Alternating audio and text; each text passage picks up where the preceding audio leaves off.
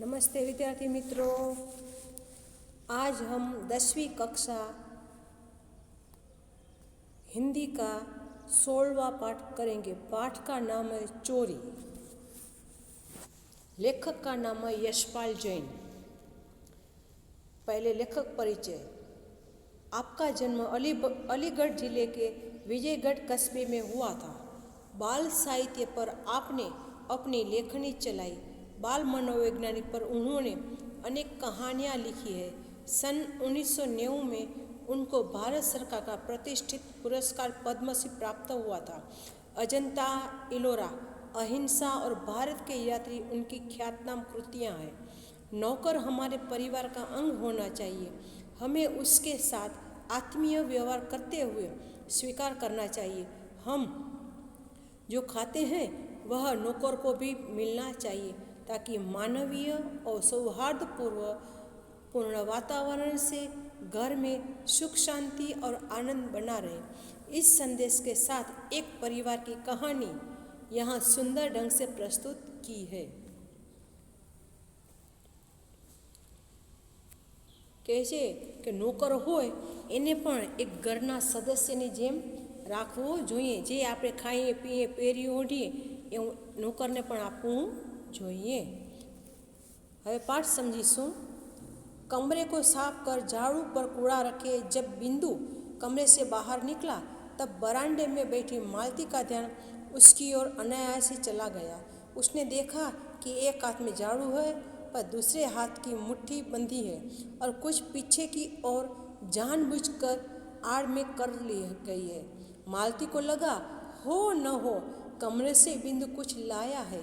उसने कहा, बिंदु હવે શું કહે છે કે રૂમની અંદર સાફ કરતો કરતો એક બિંદુ નામનો નોકર હોય છે એ બહાર નીકળે છે ત્યારે ગેલેરીમાં એટલે બરામદે એટલે આપણે આંગણું હોય લોબી એમાં માલતી બેઠી હોય છે તેનું ધ્યાન જાય છે ઓચિંતાનું કે ભાઈ આ કચરો વાળતો વાળતો આની એક હાથમાં સાવેણી છે અને બીજી હાથની મુઠ્ઠી તો બંધ છે, નક્કી આણે કાંઈક હાથમાં લીધું છે એટલે જ એ હાથ પાછળ રાખી અને સંતાડે છે।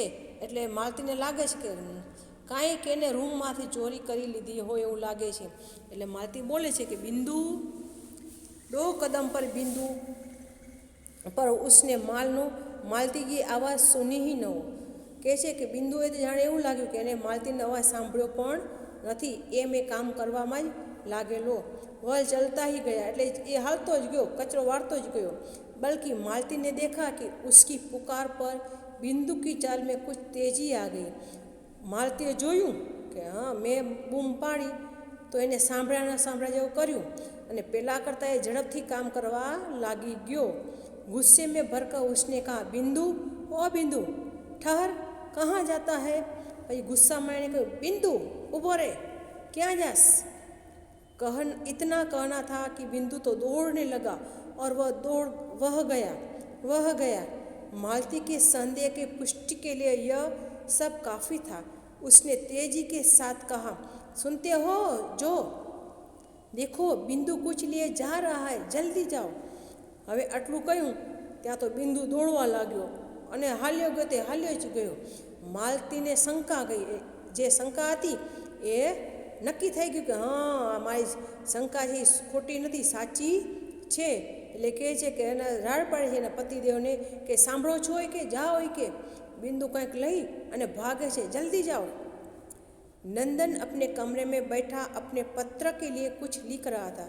नंदन હતો એ પોતાના રૂમમાં બેસી અને પત્ર માટે કંઈક લેખન કરી રહ્યો હતો, કંઈક લખતો હતો। मालती का यो चिल्लाना उसे अच्छा नहीं लगा और उसने चाहा कि टाल दे, पर मालती माने तब न। एक सपाटे में वह कमरे में आ गई और बोली, झटपट उठो, देखो बिंदु मुट्ठी में दबाए कुछ ले गया है। नंदन तो કંઈક લખતો હતો, માલતી ખૂબ બૂમ પાડી અને રાડું પાડે છે, પણ એને એમ થાય છે કે આ વાતને જવા દે નથી સાંભળતો એમ કરી દઉં।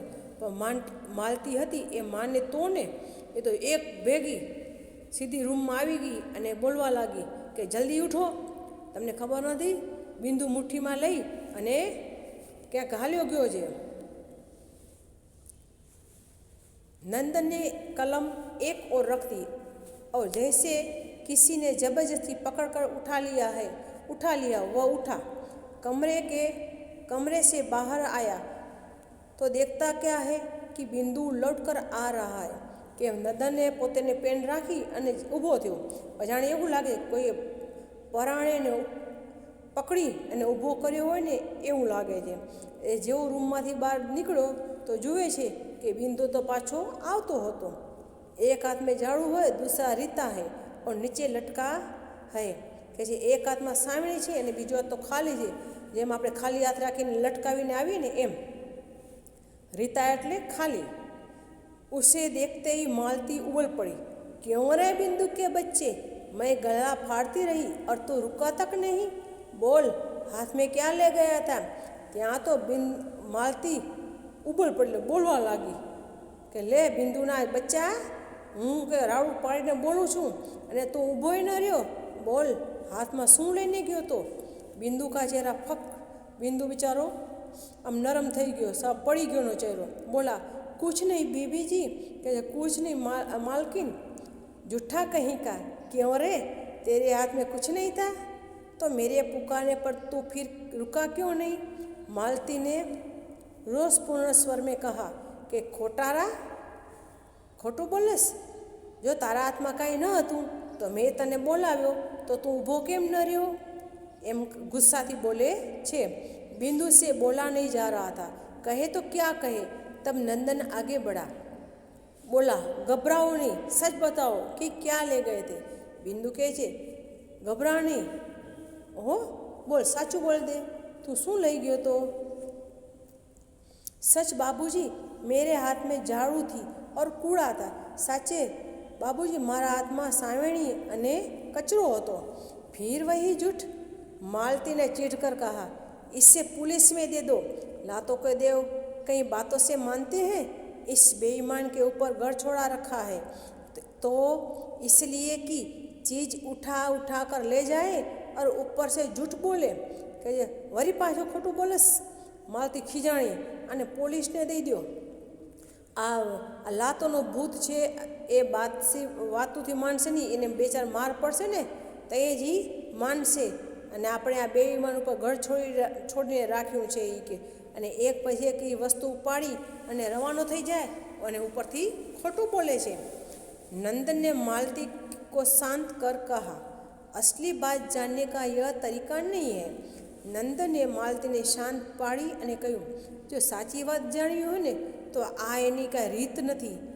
फिर बिंदु को उसने प्यार से समझाया और कहा, मैं तुमसे कुछ कहूँगा नहीं। પછી બિંદુને ખૂબ પ્રેમથી સમજાવ્યો અને કહ્યું નંદને કે ભાઈ હું તને કાંઈ કહીશ નહીં। બોલ, તે શું લીધું? ઠીક બતાવો કે ક્યાં લઈ ગए थे। ખરેખર સાચે સાચું બતાવ, તો શું લઈ ગયો હતો? किंतु बिंदु घबराया सा, खोया सा धरती की ओर देखता रहा और नंदन का बहुत आग्रह हुआ तो उसने इतना ही कहा, मैंने कुछ लिया है। કે છે એ બિચારો ગભરાયેલો હતો અને ખોવાયેલો હતો અને જમીન ઉપર જોતો હતો કે ભાઈ આ મને કદાચ ખીજાશે તો, કંઈક કરશે તો। એટલે નંદને બહુ આગ્રહ કર્યો એટલે એ કહે છે કે મેં કાંઈક લીધું છે। નંદનને ફિર બી ખીજાય નહીં, નંદન તો પણ ખીજાણો નહીં।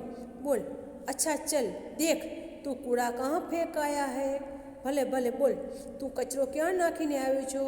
बिंदु पहले तो कुछ ठिठका, अनंतर मुड़कर चुपचाप आगे हो लिया। बिंदु ने पहला तो डर लाग्यो, पछी शू कर्यु ए चुपचाप पाछो वળી અને આગળ હાલવા लाग्यो। नंदन और मालती ने वह जगह देखी पर कुछ दिखा नहीं।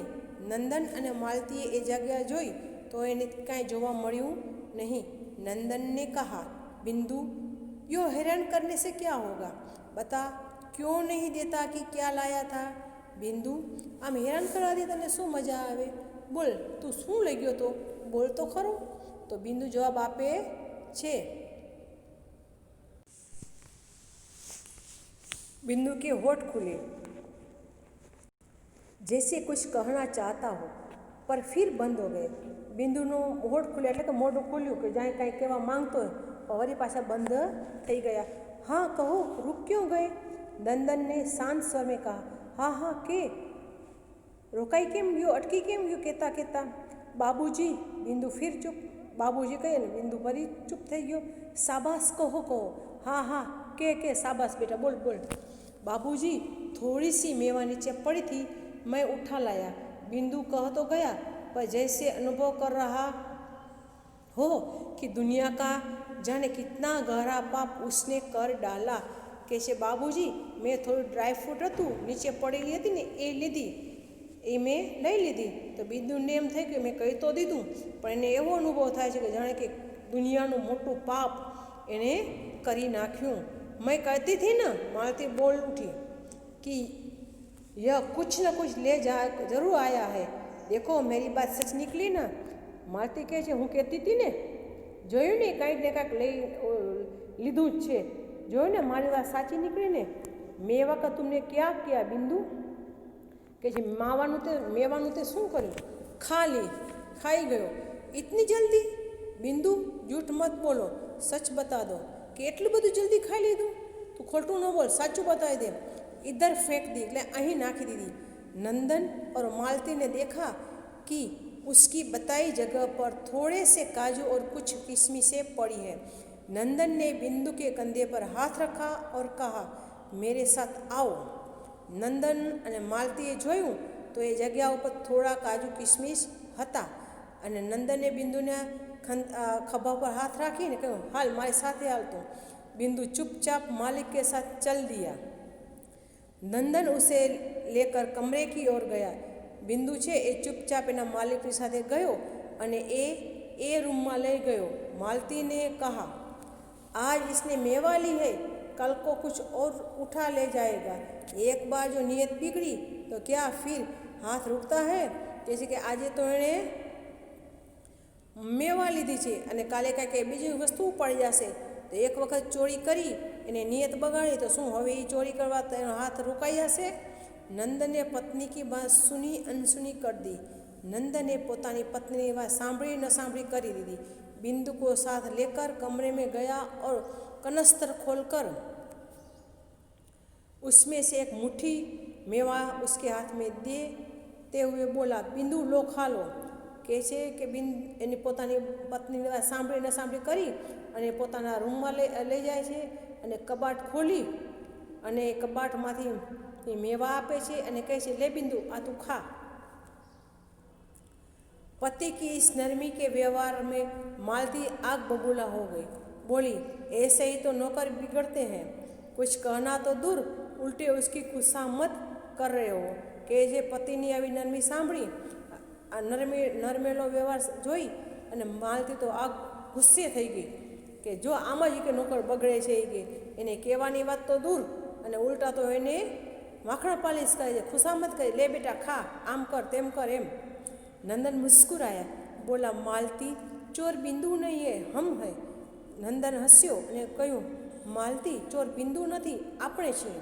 हम क्यों ऐसी चीज़ें खाएं जो सबको नहीं मिलती? इसी से चोरी की भावना को जन्म मिलता है कि आपणे एवी चीज शुं काम खाઈએ કે જો બધાને નથી મળતી। એનાથી જ ચોરી કરવાની वृत्ति भावना थाय छे। हम लोग रोज मेवा खाते हैं। एक दिन इस बेचारे का मन चलाया और थोड़ी सी ले ली तो क्या हो गया? કહે છે કે આપણે તો મેવા રોજ ખાઈએ છીએ, પણ એક દિવસ આને મન થઈ ગયું અને લીધું તો એમાં શું થઈ ગયું? मैं कब कहती हूँ कि कुछ हो गया है? बात मेवा की नहीं है, नियत की है। कि हूँ क्या कहूँ छूँ कि कांई थई गयुं? कि बात मेवानी नहीं, पर एनी नियत केवी छे, वृत्ति केवी छे। इसका जी चला तो मांग लेता, कि एने इच्छा थती तो मांगी लेतो। मैं न देती तब कहता, जो एने मांग्યું तो हूँ न दूँ तो बात अलग थी। घर में 50 चीज़ें रहती हैं, यूँ तो जिस पर मन आएगा उठाकर ले जाएगा और एक दिन यही होना है, वह न करेगा तो तुम करवाओगे। कैसे घर में तो 50 चीज़ों होय तो शू जे चीज पर मन आवे तो ऊपर लई जाशे कि एक दिवस एवं ज करशे, अने जो ई नहीं करे ने तो तमे ज करावशो एवं लागे कि लई जा। मालती, यह बात नाराज होने की नहीं है, सोचने की है। जब तक सच सब चीज़ें सबको नहीं मिलती, चोरी बंद नहीं हो सकती। માલતી આ વાત ગુસ્સા થવાની નથી, વિચારવાની છે કે જ્યાં સુધી બધી વસ્તુ બધાને નહીં મળે ત્યાં સુધી ચોરી બંધ થશે नहीं। चोरी अच्छी नहीं है, पर आज की स्थिति बड़ी लाचारी की हो गई है। नंदन ने समझाते हुए कहा कि चोरी છે કરવી એ સારું નથી, પણ આજની પરિસ્થિતિ લાચારી બની ગઈ છે कि व्यक्ति करे तो શું करे। देख लेना एक दिन यही बिंदु घर में से ट्रंक उठाकर ले जाए तो मेरा नाम मालती नहीं। मालती શું કહે છે કે જોજો એક દિવસ આ બિંદુ છે ને આપણો ટંક ઉઠાવીને લઈ ન જાય ને तो मने कहो मारू नाम मालती नहीं।